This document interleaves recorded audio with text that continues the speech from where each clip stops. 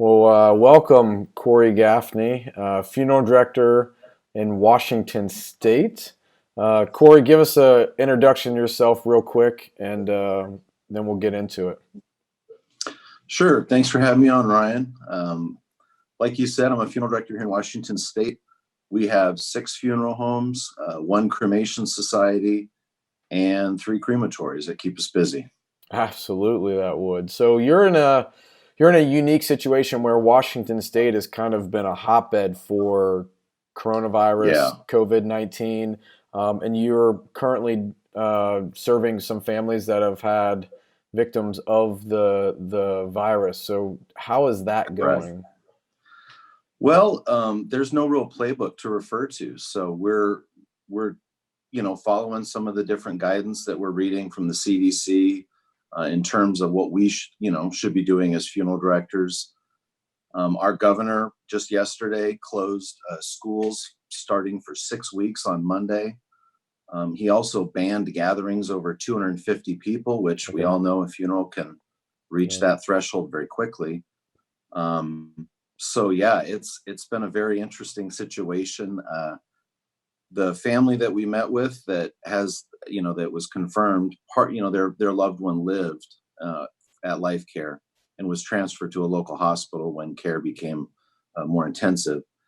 Um, they were wonderful. None of them were showing any symptoms. They're asymptomatic, while they were at our funeral home. That being said, we did disinfect pretty heavily after they left. Um, a lot of times, certain places of death, the facility will want us to leave the face uncovered. And so in this time, we've asked that practice be suspended just out of Hmm. safety. Sure. Um, and every funeral director can share this story that you go into a facility, you're gonna write release paperwork on a hard surface. The nurse is going to share with you her pen. And so that's something that we've curbed, bringing in a clipboard to the facility to write on and then using our own pen. And just smart little things like that can help. And then one other thing that we've changed that's been, I think, a big impact is we normally clean our facilities and equipment weekly. And we've been doing that almost 3, 4 times a week now. Yeah. So Yeah. it's been really the best defense. It's interesting because we're thrusted into a situation. Well, you as funeral directors specifically in times like this, that there's guidance on how to handle the deceased and stay protected.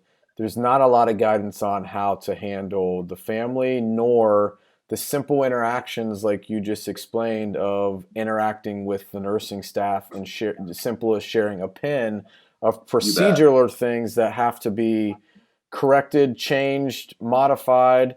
Now, do you see going forward that some of the things that you've changed will become standard practice with serving families? You know, we'll see how it plays out.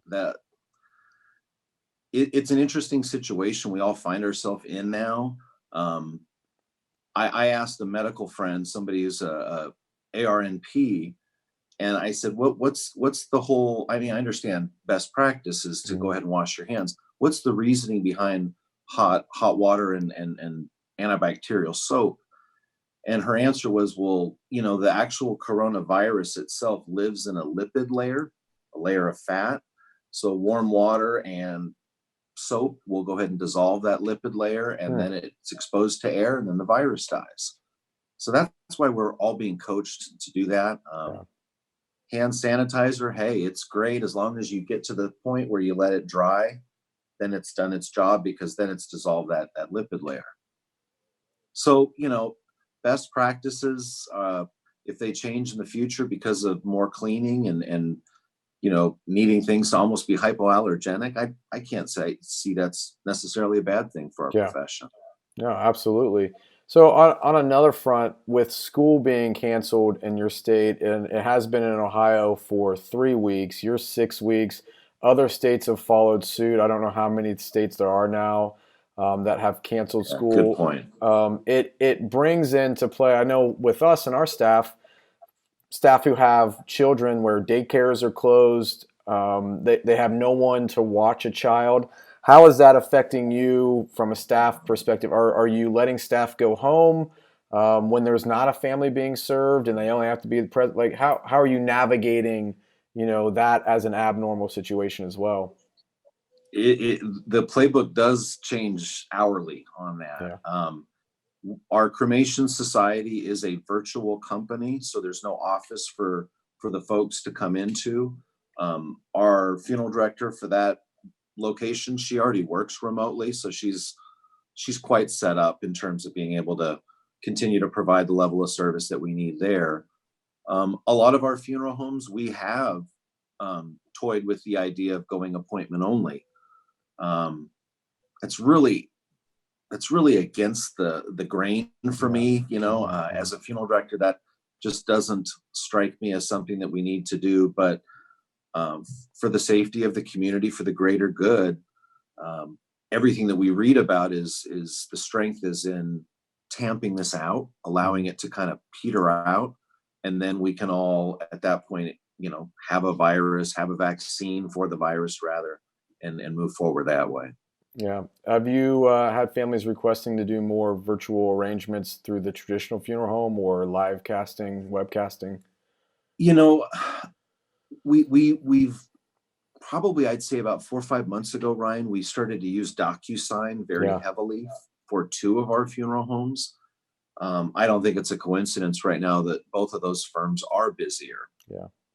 Um, you know, uh, I know Disrupt helped us just this morning promote virtual arrangements at one of those locations just to make things more comfortable for the client we're called on to serve right now. Um, all of our funeral homes, hey, we can, everyone can do an arrangement online. Right. You're naturally not going to be able to, versus a face to face, be able to sit and take families through all of the options. But, hey, death knows no time clock, right? That's right. The show must go on. We have to take care of things and keep moving forward. Absolutely. There's so much impact from changing one thing that it's really it magnifies just the impacts that things like this have where I solutions agree. seem very easy, but then the fallout of those changes is dramatic. So Corey, thank you for coming on and kind of opening up about the situation there in Washington State, and then locally what you're doing in your funeral homes to continue to serve families.